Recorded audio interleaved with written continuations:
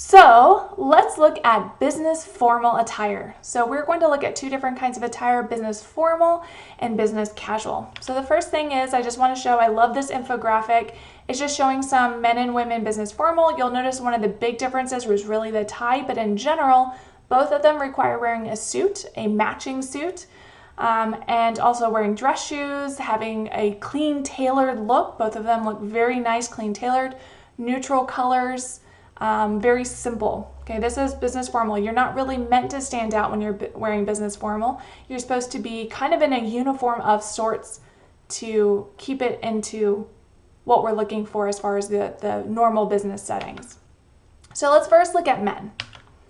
So for formal professional business attire for men, the first thing is that you need to have a suit. The suit should be fitted. That means that you don't really want it to be overly bulky and big. So don't go find Big Al, your uncle's suit and say, hey, I'm going to put this on and who cares if it's too big? At least I'm wearing a suit.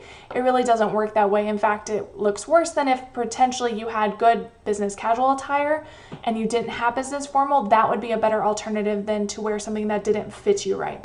So make sure you're getting a suit that fits you. You want a matching suit and neutral colors. So your neutral colors tend to be black, navy, brown, gray, tan, but be very careful about the tan. Tan tends to show a lot more different stains and things. So one of the reasons to stick with some of the more neutral colors is you can also interchange without looking like you're wearing the same thing every single time you meet someone.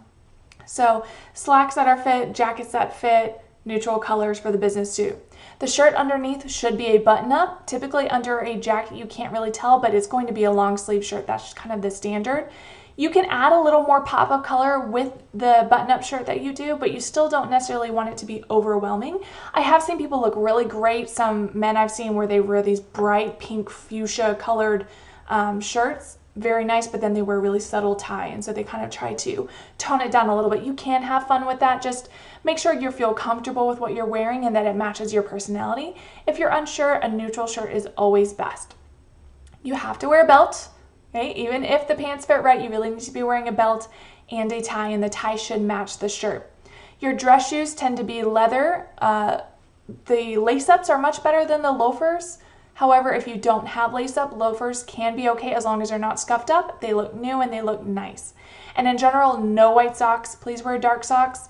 Another way people add a splash of color is maybe they'll wear a colorful sock. But again, you have to be very stylish and know what you want for that. If you want to get some better, or not necessarily better, but some other tips or just see some more visuals, I really recommend GQ. GQ does a really great job of showing what business professional attire looks like, and it's given from the voice of men to men. So just some other information about those button-up shirts. You want to make sure it's laundered and ironed. Long sleeves is best. Make sure it's a tailored fit. Again, that it's a shirt that fits you and not one that is too big or too small.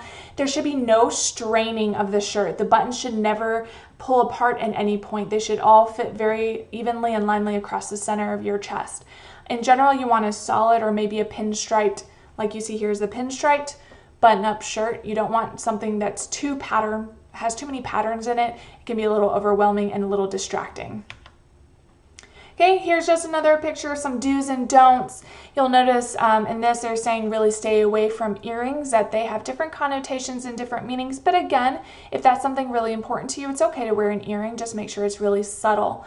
Looking at conservative colors, conservative looking styles, make sure it's form-fitted. It's a matching suit with dark socks and shoes. Don't roll up your pants. Just some information here that you can look at in the do's and don'ts.